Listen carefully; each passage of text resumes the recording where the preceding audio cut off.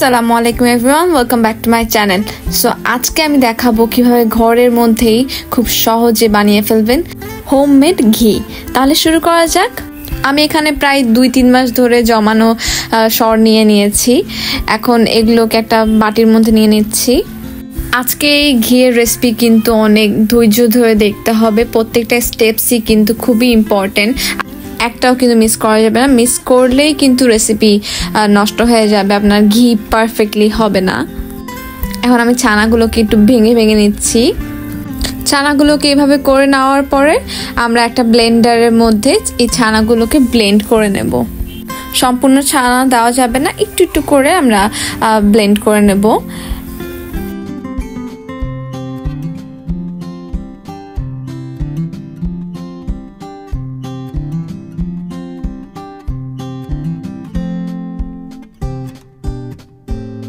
এই যে ব্লেন্ড করা হয়ে গিয়েছে, একটা কিন্তু ক্রিমি টেক্সচার আসছে।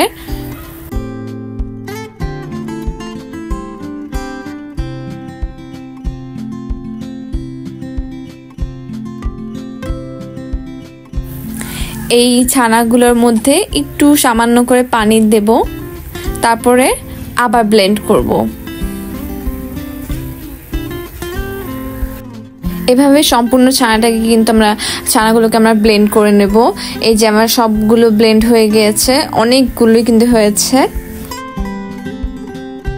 চামচ দিয়ে এভাবে একটু মিক্স করে নেব আমরা ছানাগুলোকে।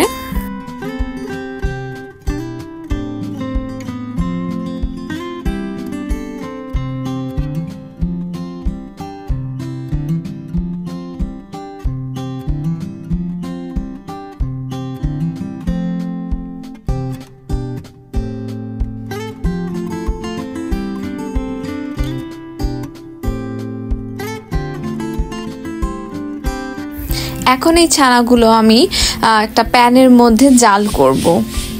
ছানার মধ্যে যে এক্সট্রা পানিগুলো ছিল এগুলোকে আপনি হাত দিয়ে ছেঁকে নিতে পারেন, আর কোনো কাপড়ের মধ্যে বেঁধে তারপর কিন্তু দিতে পারেন। আমি হাত দিয়ে একটু একটু করে ছেঁকে ছেঁকে প্যানের মধ্যে দিয়ে দিচ্ছি। এভাবে কিন্তু সম্পূর্ণ ছানাটা ছেঁকে ছেঁকে আমরা প্যানের মধ্যে দিয়ে দেব। এতে সম্পূর্ণ ছানাটুকু আমরা প্যানের মধ্যে দিয়ে দিয়েছি।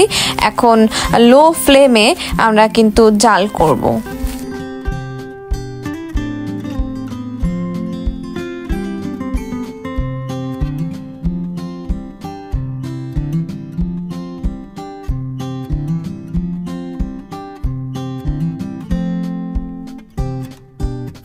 ঘি কিন্তু খুবই একটা ইম্পর্টেন্ট এলিমেন্ট, আমাদের বাসার প্রত্যেকেরই বাসায় কিন্তু থাকা দরকার। ঘি এমন একটা জিনিস যেটা খাবারের টেস্টকে অনেক বেশি বাড়িয়ে দেয়, আর এটার স্মেলের জন্য কিন্তু আপনি এক্সট্রা প্রশংসা পাবেন।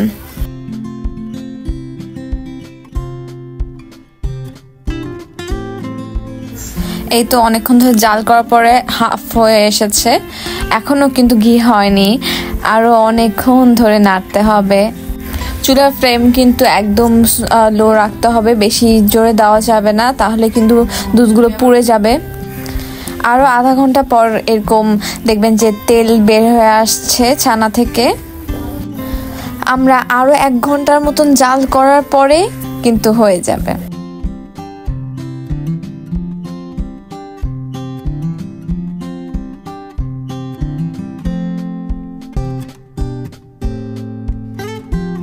দেখতে পাচ্ছেন একদম কিন্তু ছানাগুলো ভাজা ভাজা হয়ে আসছে, দলা দলা পেকে গিয়েছে।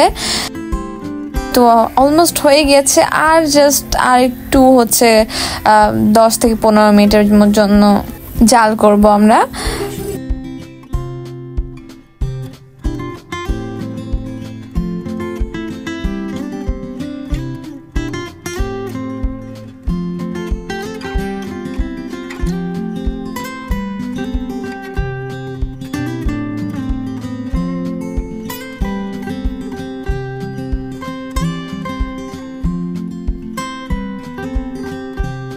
দেখতেই পাচ্ছেন ছানাগুলো কিন্তু একদমই ব্রাউন ব্রাউন কালার হয়ে গিয়েছে।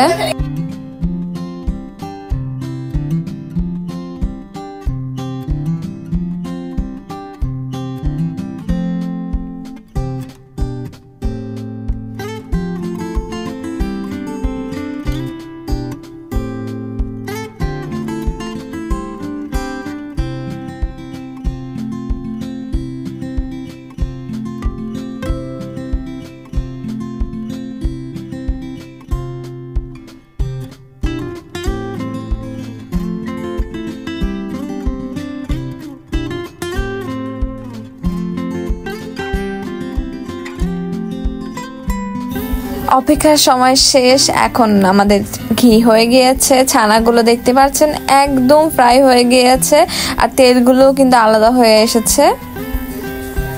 এই যে একটা চামচ দিয়ে আপনাদেরকে দেখাচ্ছি, একদম ঘিয়ের কালারটা দেখুন জাস্ট, এটা স্মেলটাও কিন্তু খুবই সুন্দর এসেছে।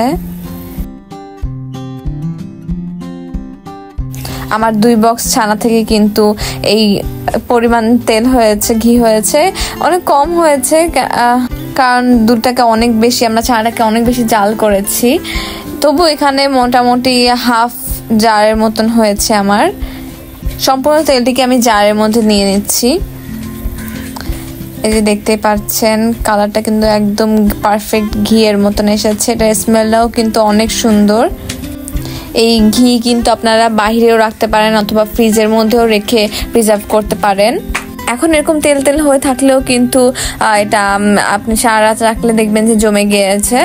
এই যে দেখতে পাচ্ছেন আমার ঘি জমে গিয়েছে। আজকের রেসিপিটা সহজে ছিল, খুবই কম উপাদান ছিল, কিন্তু অনেক ধৈর্য ধরে এই বানাতে প্রসেসটা করতে হবে।